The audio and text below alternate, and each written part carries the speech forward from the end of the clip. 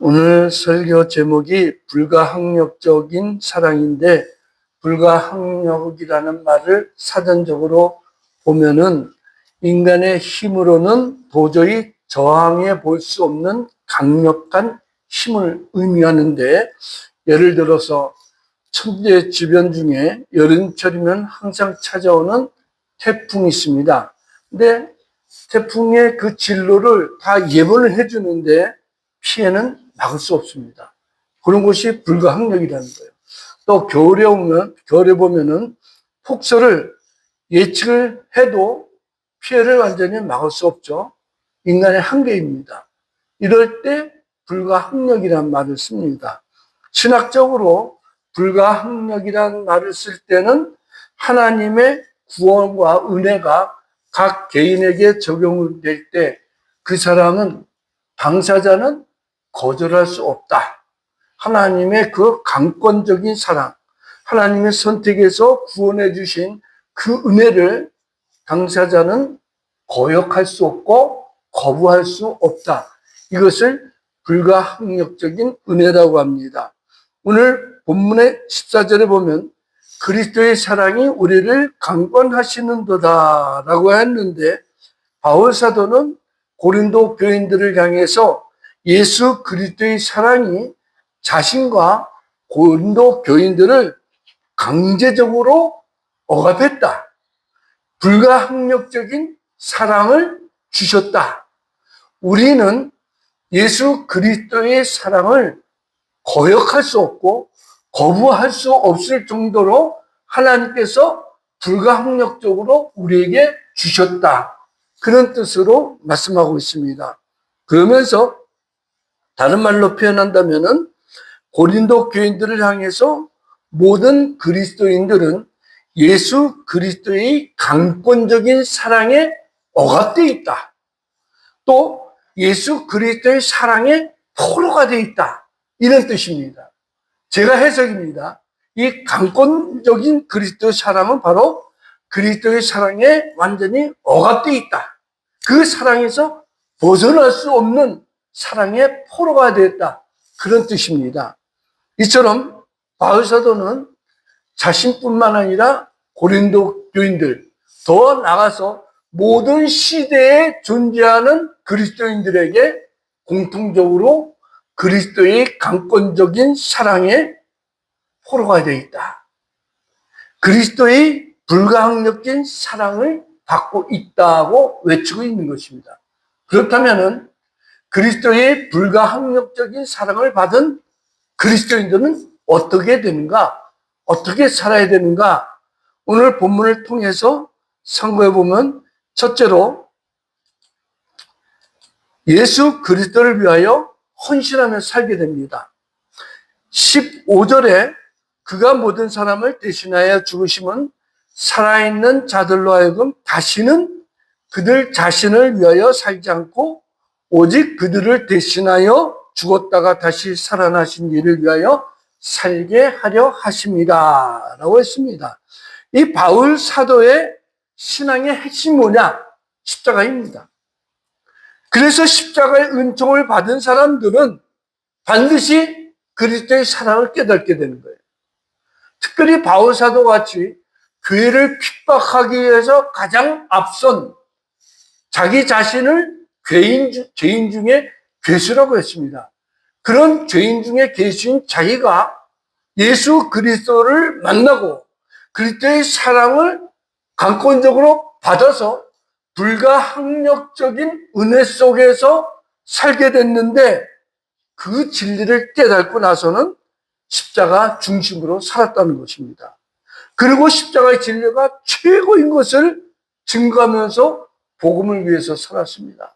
그가 이전에 배운 학식, 세상적인 지식, 경험, 모든 것을 배설물만도 여기지 않고 다 버린 이유는 그리스도의 사랑, 다시 말하면 예수 그리스도가 자기 같은 죄인을 위해서 십자가에서 대신 죽으시고 다시 부활하심으로 말미암아 하나님의 의를 나타내서 우리를 구원해 주셨다는 이 진리가 최고라는 거예요.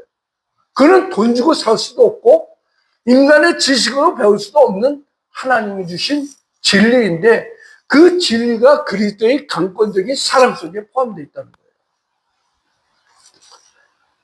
그래서 그는 십자가의 진리가 최고임을 알고 증거하면서 복음을 전하는데 결과는 때로는 미쳤다고 비난을 받았습니다. 그런데 오히려 그 비난이 하나님 앞에 영광스러운 비난이다라는 것입니다. 바울 사도의 그 십자가 중심이 여기 13절에 나옵니다. 우리가 만일 미쳤어도 하나님을 위한 것이요 정신이 온전하여도 너희를 위한 것이다 라고 했습니다.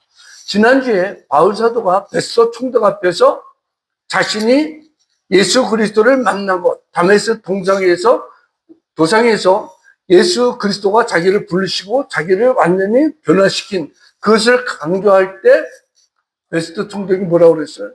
바울아, 내 많은 학식이 너를 미치게 하였도다 했죠. 그때의 그 미치게 하였다는 것은 어느 한 분야에 완전히 전문적으로 파고들었다 그런 뜻인데, 오늘 여기에 나오는 바울 사도가 만일 미쳤어도 하나님을 위한 것이요 정신이 온전하여도 너희를 위한 것이다 할 때 이 미쳤다는 것은 조금 의미가 틀립니다. 여기 나오는 미쳤어도라는 이 미쳤다는 말은 엑스타시스로서 황홀한 상태 또는 비정상적인 상태, 이렇게 긍정과 부정으로 있습니다. 황홀한 상태라고 하는 것은 고린도후서 12장에 보면 바울 사도가 신비한 체험을 하죠. 하나님이 바울 사도를 천국으로 들여보냅니다. 몸은 몸의 안에 있으나 그 영혼은 몸 밖에 나가가지고 지극히 신비한 하나님 나라 천국을 체험하는데 너무나도 신비롭고 황홀해서 인간의 언어, 자기의 지식으로는 도저히 다 말로 표현할 수 없을 정도라고 했습니다. 바울 사도는 전문가입니다. 다양한 학문을 배웠는데 자기의 그 지식으로는 천국의 그 신비로움을 도저히 인간의 언어로는 표현할 수 없을 정도의 황홀한 체험을 했다는 거예요. 그뿐만 아니라 바울 사도가 때로는 복음을 전하다가 핍박을 받고 돌에 맞아서 죽을 뻔하기도 했는데 주님이 다시 살리시고, 또 위기 때만 되면 주님이 밤중에 나타나서 바울아 두려워 말라, 내가 너와 함께함이라, 내가 로마도 가리라, 시시때도록 주님이 나타나서 바울에게 격려해 주시고 담대한 믿음을 주셨습니다. 이러한 신비로운 시험을 하는 거, 미쳤어도 그런 뜻입니다. 그럼 바울 사도는 이처럼 그리스도의 강권적인 사랑, 불가항력적인 사랑을 체험하고 그 영혼은 사랑의 황홀감에 빠졌습니다. 그래서 어느 정도 사랑인가? 고린도전서 13장에 사랑장이 있죠. 그 사랑의 신비로움, 또 인간적인 사랑이 아니라 하나님이 죄인을 사랑하는 아가페적인 사랑, 이런 거에 너무나 감동이 돼가지고 그 자신이 신비로움에 빠지게 되는 것입니다. 이처럼 바울 사도는 모든 사람들이 이러한 신비로움에 빠진 자기처럼 되는 것을 원한 것입니다. 왜냐? 주신 예수님과 받은 성도만이 아는 신비로운 사랑의 은총이 있습니다. 일반 사람들도 남자와 여자이 사랑하면 신비로운 단계에 들어가죠. 그런데 사랑의 주님하고 그 주님의 사랑을 깨닫고 체험하고 그것을 간직할 때는 인간의 단계를 초월하는 그 사랑을 알게 되는 거예요. 그래서 바울 사도는 그리스도의 강권적인 사랑, 불가항력적인 사랑을 체험하고 모든 것을 다 포기하고 자기의 결혼도 포기하고 독신으로 주님과 함께 동행하면서 복음을 전한받아 합니까? 왜 그럽니까? 그 사랑의 신비가 최고라는 거예요. 십자가의 진리, 그 예수 그리스도께서 자기 같은 죄인을 사랑했다는, 그리고 단순히 사랑으로 끝나는 것이 아니라 십자가의 저주를 예수님이 대신 받으셨다. 자기가 당할 모든 형벌을 주님이 대신하고 죽기까지 사랑하셨다. 이러한 십자가 진리를 깨닫게 되자 주님을 위해서 헌신을 하지 않을 수가 없는 거예요. 성도 여러분, 신앙의 단계가 그래요. 초신자 때하고 신앙의 경륜이 많을수록 또 성경을 읽고 깊은 진리를 깨달을수록 주님의 사랑을 더 깊이 깨닫게 되죠. 그럼 어떻게 됩니까? 차라리 주님을 위해서 살자 하고 세상 것 포기하고 신학교로 들어가는 거 아니에요. 왜 신학을 합니까? 주님의 사랑, 주님에 대해서 더 알자고, 그리고 더 배우고 주님을 위해서 살자고 신학을 하고 또 목사가 되고 더러는 장로가 되고 권사가 되는 거 아닙니까? 왜 그래요? 십자가의 진리가 최고의 사랑의 표현이기 때문에 그 진리를 아는 사람은 주님을 위해서 헌신하게 되는 거예요. 교회에서 물질을 드리고 자기 시간을 드리고 몸을 들이면서 헌신을 한 사람들의 그 신앙의 단계는 다 틀려요. 주님을 위해서 주님을 또 사랑하면 할수록 자기의 모든 것을 아낌없이 드리려고 해요. 이 세상 사람들의 기준하고는 차이가 있죠. 세상 사람들은 자기 이익을 위해서 투자하지만 그리스도의 신비로운 사랑을 아는 사람은 아낌없이 시간을 드리고 물질을 드리는 거예요. 그렇기 때문에 바울사도는 아예 자기 자신의 전부를 주님께 드리고 미쳤어도 하나님을 위해서 미치고 정신이 온전해져도 그리스도 교인들을 위해서 온전해졌다고 표현한 것 아닙니까? 성도 여러분, 이 세상의 최고의 진리가 예수 그리스도가 나를 사랑했다. 그리고 나를 구원하셨다. 이보다 더 뛰어난 진리는 없습니다. 그래서 기독교는 십자가의 종교라고 하지 않습니까? 그 십자가의 진리가 최고임을 아는 것이 바로 신학인 것입니다. 그렇다면 주님이 여러분을 사랑하고 여러분을 위해서 십자가에서 자기 몸을 내어주신 그 진리를 여러분들이 믿는다면 이 세상을 살면서도 결코 어떤 어려움이 있어도 주님을 배반하거나 부인하지는 않게 되는 것입니다. 그러한 진리를 알고 믿는 사람들이 최고의 축복된 삶을 사는 것인 줄 확실히 믿습니다. 두 번째로, 그리스도의 강권적인 사랑, 불가항력적인 사랑을 받은 자는 새롭게 변화되는 삶을 삽니다. 17절 우리 한번 다 같이 읽어봅시다. 시작. 그런즉 누구든지 그리스도 안에 있으면 새로운 피조물이라. 이전 것은 지나갔으니 보라 새 것이 되었도다. 기독교의 핵심이 또 여기 있습니다. 십자가의 진리를 아는 사람은 또 하나님의 불가항력적인 사랑을, 불가항력적인 은혜를 체험한 사람은 반드시 변화가 따르는 거예요. 그것이 17절에는 누구든지 그리스도 예수 안에 있으면 새로운 피조물이라. 누구든지, 남자나 여자나 나이 먹든지 적든지 귀족이나 천민이든지 흑인이든 백인이든 황색인이든 누구든지 그리스도 예수 안에 있으면 새로운 피조물이 된다는 거예요. 이 새로운 피조물이 됐다는 것은 여러 가지 많은 의미가 있습니다. 간략하게 보면은 하나님께서 그리스도를 통하여 재창조해줘가지고 새로운 본성을 지니게 하는 것입니다.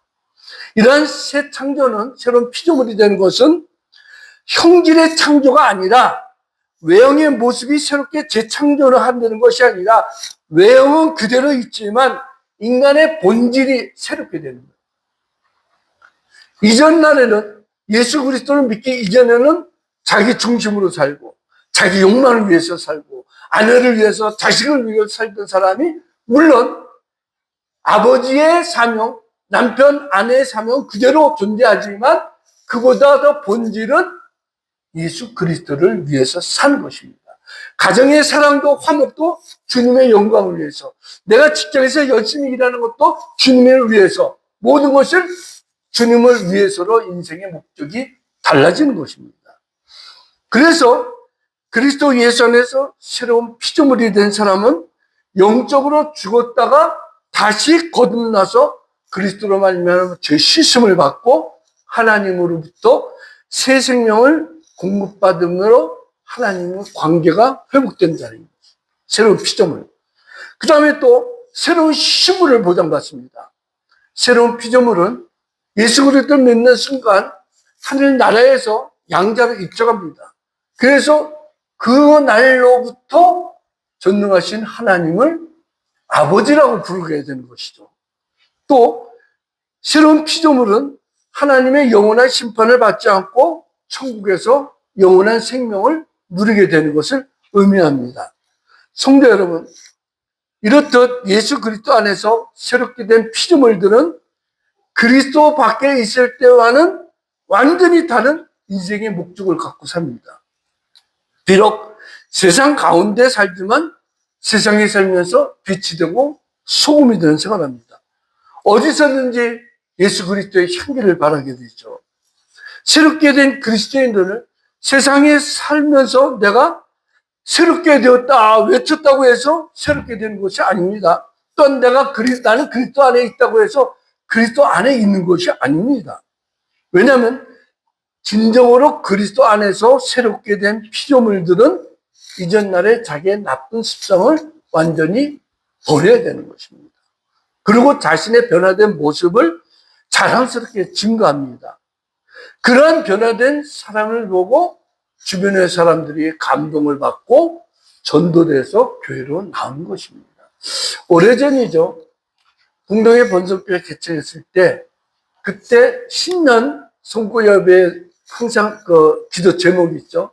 근데 그 당시 초등학교 3학년 그 이름인데 뭐라고 제목이 왔냐면 새해에는 나쁜 습관 버리게 해주세요. 이렇게 왔어요. 초등학교 3학년이에요, 그때. 이 그리스도인의 새롭게 변화된 신분, 옛사람의 나쁜 것은 다 죽여버리고 새로운 사람으로서 변화된 성품, 예수 그리스도를 담는 새로운 피조물이 되는 것입니다. 18세기 말에 영국은 국고 수입의 3분의 1이 아프리카의 흑인들을 잡아다가 유럽 각 나라에 노예로 팔아먹었습니다. 그것이 국고의 3분의 1이나 됩니다. 150년 동안 대략 200만 명의 노예들을 팔아가지고 국가 유지하는 데 사용했다고 해도 과언이 아닙니다. 당시 영국의 지도층인 왕족들, 귀족, 상인, 재벌들 이런 기득권층은 거의 다 예 없이 노예 상인이라고 할 정도입니다. 노예를 사고 팔고 하면서 돈을 벌었습니다. 그러므로 그 당시 노예를 잡아다가 팔고 흑인들을 잡아다가 노예를 팔고 또 다시 사고 팔고 하면서 재산을 증식하는 것을 어느 누구도 반대하지 않았습니다. 근데 영국이 어떤 나라입니까? 독실한 기독교의 전통 국가가 아닙니까? 그런데 국가 지도층들이 대부분 다 노예 상인이고 국가 수입의 3분의 1이 노예 매매였다는 것은 기가 막힐 일입니다. 이때 영국에 혜성같이 등장하는 사람이 있습니다. 윌리포드라는 사람입니다. 윌버포스. 이 사람이 그 당시 27살 때 젊은 나이에 하원 의원에 당선돼가지고 그때부터 하나님이 자기에게 준 사명을 깨닫습니다. 그는 하원 의원에서 이렇게 말합니다. 하나님이 나를 택해가지고 의원이 되게 하면서 두 가지 사명을 줬다.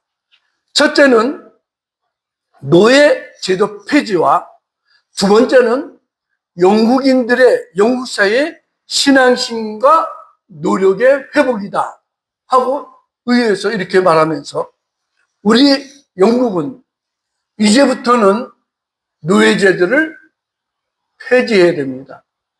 어느 누구도 하나님이 창조한 인간을 사고 팔고 또 종으로 노예로 부려서는 안 됩니다 하면서 노예제도를 폐지하자고 외쳤습니다.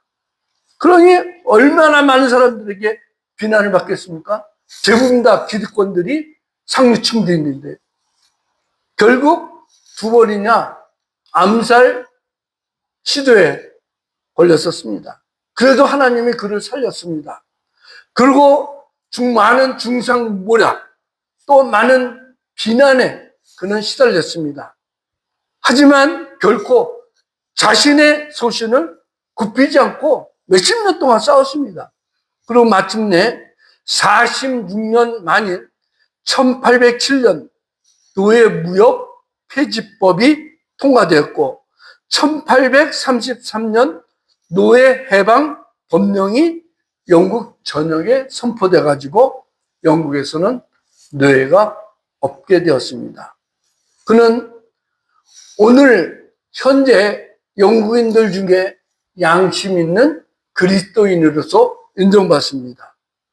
그의 영향으로 그 당시 영국 의회의 많은 젊은 사람들이 기독교, 특히 개신교를 믿게 되었습니다. 왜 그럽니까? 새로운 피조물로서 하나님이 자신을 사랑하고 불가항력적인 은혜로 자신을 구원해 주신 그 사명을 깨달았기 때문인 것입니다. 성도 여러분, 많은 사람이 없어도 됩니다. 한 사람이 올바른 외침이 하나님을 통해서 많은 사회를 변화시킬 수 있는 것입니다. 그래서 그리스도의 불가항력적인 사랑을 받은 사람들은 그 사랑을 감동받고 자기 자신이 먼저 새롭게 피조물로 변화된 생활을 살아야 되는 것입니다. 세 번째로 그리스도의 불가항력적인 사랑을 받은 사람은 하나님과 화목되는 사람이 됩니다. 오늘 본문 18절에서 19절에 보면 모든 것이 하나님께로서 났으며 그가 그리스도로 말미암아 우리를 자기와 화목하게 하시고 또 우리에게 화목하게 하는 직분을 주셨으니 곧 하나님께서 그리스도 안에 계시사 세상을 자기와 화목하게 하시며 그들의 죄를 그들에게 돌리지 아니하시고 화목하게 하는 말씀을 우리에게 부탁하셨느니라 라고 했습니다. 그리스도의 강권적인 사랑, 불가항력적인 사랑을 받은 사람은 사명이 지절합니다. 뭐냐? 하나님과 화목하게 되는 사람입니다. 예수 그리스도를 믿기 이전에는 하나님과 원수가 되었습니다. 하나님을 알지도 못하고 믿지도 않습니다. 그런데 성령으로 거듭나가지고 새로운 피조물이 되면은 그때부터는 하나님과 화목하게 돼서 하나님의 말씀을 읽고 하나님을 찬양하고 경배하며 예배를 드리고 하나님께 감사의 의무를 드린 것, 하나님과 화목된 증거인 것입니다. 그리고 하나님의 자녀로 살아갑니다. 이러한 은총과 축복은 단순히 하나님께서 우리 자신만 누리러 살라는 것은 아닙니다. 우리 개인 자신만 하나님과 화목하게 됐다. 그 뜻이 아니라는 거예요. 무엇이냐? 그리스도의 강권적인 사랑으로 우리가 하나님과 화목하게 됐다면 우리를 통해서 믿지 않는 가족, 친척, 이웃들까지도 하나님과 화목하게 만들어가는 거예요.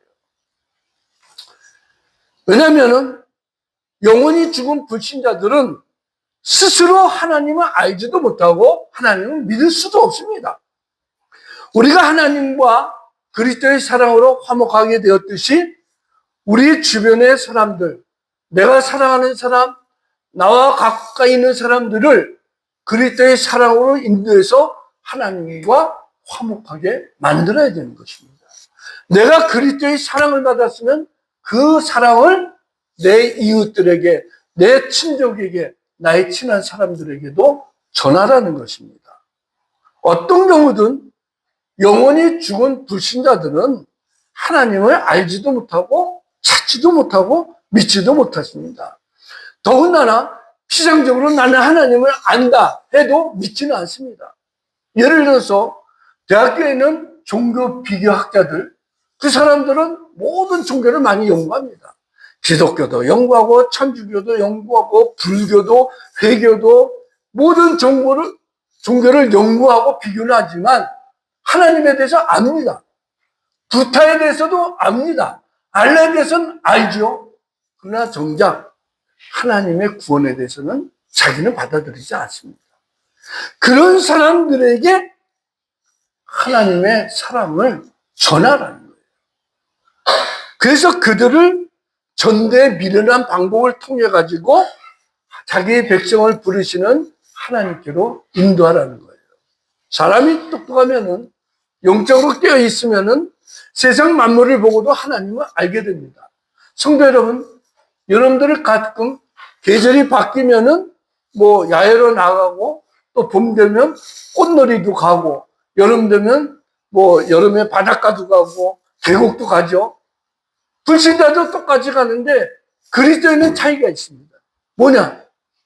바닷가에 푸른 그 바다를 보고 백사장을 보면서 야, 하나님의 창조가 참 아름답고 멋지도다.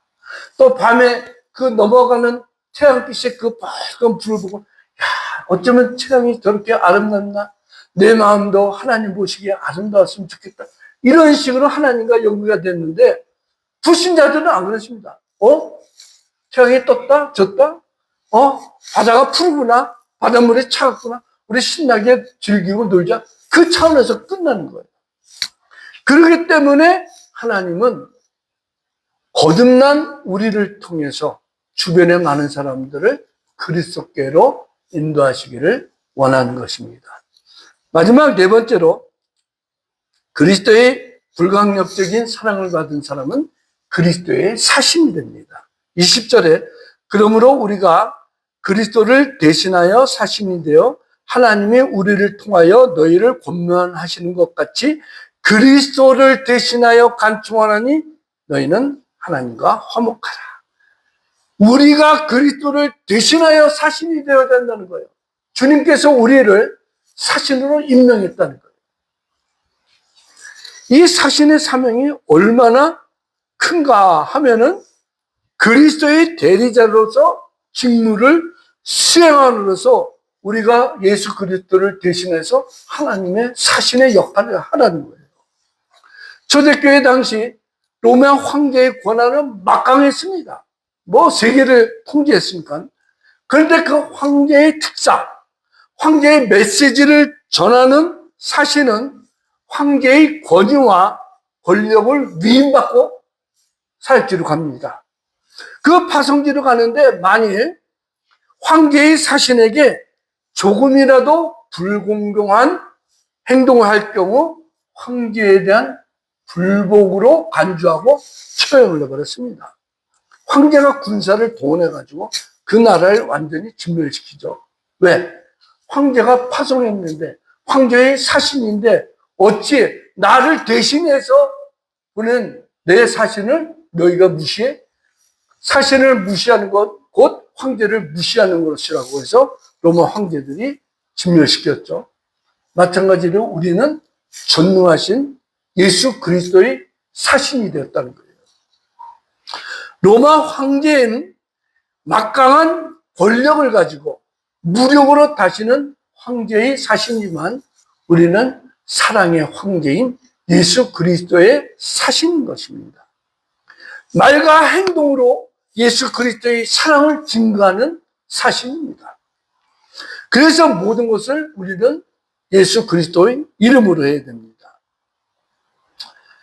에베소서 6장 20절에 보면은 이 일을 위하여 내가 쇠사슬에 매인 사신이 된 것은 나로 이 일에 당연히 할 말을 담대히 하게 하려 하심이라 라고 했습니다.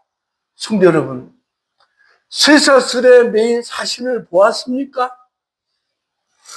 모든 사신들은 왕이나 황제나 그런 권력을 입어가지고 사신으로 당당히 가는데 바울 사도는 쇠사슬에 매인 예수 그리스도의 사신이 되었다. 그런데 그걸 자랑스럽게 여깁니다. 이러한 사실 맞습니까? 로마의 옥중에서 황제 앞에 끌려 나오면서 신문을 받으면서 나는 예수 그리스도의 황제 사신이다. 그러면서 옥중에서 에베소 교인들에게 이 일을 위하여 내가 쇠사슬에 매인 사신이 된 것은 나로 이 일에 당연히 할 말을 담대하게 하게 하려니시라. 바울 사도는 로마의 옥중에 묶여 있으면서도 나는 그리스도의 사신이다 하면서 당당하게 복음을 전한 거예요. 왜? 로마의 황제는 권력과 무력을 가지고 사람을 다스렸지만 바울 사도를 파송한 예수 그리스도는 사랑의 황제로서 죄인들까지 사랑하고 강권적으로 사랑하고 구원해 주시는 사랑의 황제이기 때문에 그 사랑이 최고라는 것입니다. 성도 여러분, 이러한 사랑에 완전히 포로가 된 바울 사도는 오직 그리스도의 사랑에 매어 복음을 전했습니다. 오래전 몇 년 전에 유행했던 그 오직 주의 사랑에 매어라는 그 복음성이 있었죠. 누구나 다 마찬가지입니다. 목사뿐만 아니라 여러분 모두 그리스도의 사랑에 포로가 된 사람. 헤어날 수가 없습니다. 도망가려도 도망갈 수가 없습니다. 예수 그리스도를 부인하고 세상 길로 타락하려고 해도 그리스도가 포기하지 않습니다. 얼마나 행복합니까? 결국 인생을 마칠 때 천국에서 주님이 우리를 영접하고 큰 면류관 씌워주는 것 아닙니까? 이러한 사랑을 받은 사람은 그리스도의 사신이 된다. 그리스도의 복음을 전하는 전령사로 당당하게 때로는 옥에 갇혀도 때로는 핍박을 받아도 나는 예수 그리스도의 사신이요 예수 그리스도를 믿는 것이 가장 큰 축복입니다 라고 복음을 전하게 되는 것 아닙니까? 우리나라는 참 암울한 역사를 가졌죠.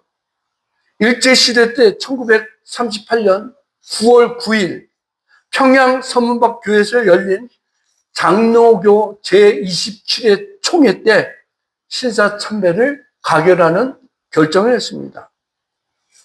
총회가 열리기 한 달 전서부터 일본 고등계 형사들은 유명한 사람들을 미리 잡아가지고 경찰서에 가둬버렸습니다.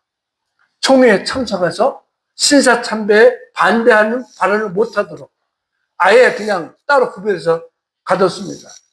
그 중에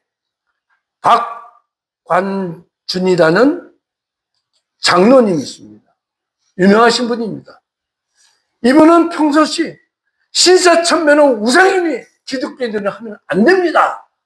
또 동방을 향해서 동방요배 하루에 3번씩 일본 천황을 향해서 전하는 거 이것도 우상입니다. 왜? 일본 천황은 신이라고 사람이 아니고 신이라고 숭배하기 때문에 동방요배는 우상입니다 하고 적극적으로 반대했습니다. 그래서 결국 평양 고등계 형제들에게 잡혀가지고 총회에 참석도 못했습니다. 그러나 그렇다고 해서 그분이 신사참배 반대운동을 포기한 것이 아닙니다. 오히려 신사참배 반대운동의 한계를 느끼고 아예 일본으로 건너가가지고 일본 고위층들에게 항의하자. 정치적으로 신사참배를 못하도록 신사참배는 우상이니까 우리 기독교인들은 할 수 없다라는 것을 전하기 시작합니다. 그래서 1939년 일본 국회에서 모든 종교는 일본 제국의 승인 하에서만 가져야 종교단체법을 제정한다는 소식을 듣고 부랴부랴 일본으로 건너갔습니다. 이때 안희숙 여사님이 함께 도착했습니다. 여러분들 잘 모르겠지만 유명하신 분입니다. 죽으면 죽으리라 라는 책을 썼고 완전 순교적인 자세로 일제시대 때 항거했습니다. 그리고 당시 일본 신학교에서 재직 중이던 박관준 장로님의 아들 박영찬 씨도 함께 국회에 들어갔습니다. 그 국회에 들어가가지고 물론 국회에 들어가기 전에는 전직 조선 총독 우라키와 문부 대신 아라키, 총무장관 야다 같은 고위 관리들을 만나가지고 우리 조선 사람들은 신사참배하면 안 됩니다 하고 항의를 했지만 받아들여지지 않았습니다. 결국 1939년 3월 22일 박관준 장로님, 박영찬 신학생, 그리고 안희숙, 이 세 사람은 아주 힘들게 국회 방청권을 얻어가지고 2층으로 올라갑니다. 그리고 방청을 하다가 2층 방청석에 들어가가지고 일본 국회가 사무 절차를 밟아가지고 종교 법안을 상정하라고 야스후지 의원이 단상에 올라갈 때 박관준 장로님이 이렇게 큰 소리를 외칩니다. 나는 여호와 하나님의 정권 대사다 하면서 몰래 숨겨왔던 삐라 몇백 장을 의원들에게 뿌려버렸습니다. 의사당은 순식간에 난장판이 되었죠. 박관준 장로를 비롯해서 세 사람이 한꺼번에 신사참배는 우상이다, 하나님을 거역하는 것이다 하고 외쳤습니다. 특히 박관준 장로님은 나는 여호와 하나님의 정권대사다, 신사참배를 반대한다, 종교를 탄압하면 하나님께서 불심판을 할 것이고 하나님 말씀에 순종하면 하나님이 축복해 주실 것이다, 이런 식으로 외쳤습니다. 그리고 결국 잡혀갔죠. 옥에 들어갔습니다. 그러고 나서 일본 신문 기자들이 참배를 반대하는 이유를 묻자 그는 이렇게 말합니다. 일본 정부가 종교를 지배하면 하나님께서 진노하여 불심판을 내릴 것이고 하나님 말씀을 따라서 나라를 다스리면 하나님은 일본은 축복하실 것이다, 이런 식으로 기사했습니다. 그러나 결국은 1941년 봄 천황에 대한 반역대로 한국으로 송치돼 갖고 투옥됐습니다. 박관주 장로님은 옥중에서도 신사참배를 반대한다는 지조를 굽히지 않고 계속 옥중에서 찬송하고 기도하고 옥중에 있는 죄수들에게 전도했습니다. 그러다가 1945년 1월 1일부터 금식 기도를 시작합니다. 아무것도 안 먹으니까 그 교도소 간수들이 긴장할 것 아니에요. 왜? 정치범으로 감옥에 투적됐는데 단식을 하고 먹지 않으면 결국 죽게 될 것 아니에요. 그래서 별별 야유를 다 하면서 식사하라고 하는데 아무것도 안 씁니다. 그 날이 하루가 지나고 열흘이 지나고 30일이 지나고 40일이 지나고 70일째가 됐습니다. 이제 얼마 있으면 죽게 되니까 아예 그냥 긴급 경보석으로 강제로 추록을 시켰습니다. 그래가지고 추록하자마자 평양 기독병원에 입원했는데 거의 이미 반사 상태가 된 거예요. 빈사 상태가 됐습니다. 그런 가운데서도 박관준 장로님은 문명한 사람들에게 신사참배는 절대로 안 됩니다. 전심으로 예수 그리스도만 믿어야 됩니다. 물론 박관준 장로님을 면회한 그리스도인도 있지만 그의 품성을 알고 찾아오는 신도들도 있을 것 아닙니까? 그들에게 계속 죽어가기까지 하면서 전도하는 것입니다. 그러다가 이번 5일째 되는 아침에 이런 말을 합니다. 나는 나의 책임을 다하고 하나님 아버지 품으로 돌아갑니다.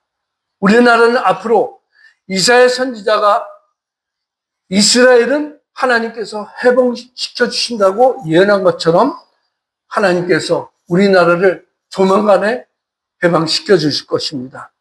그러므로 끝까지 신앙을 잘 지키시다가 영광스러운 하늘나라에서 만나시다 하고 천국으로 들어갔습니다.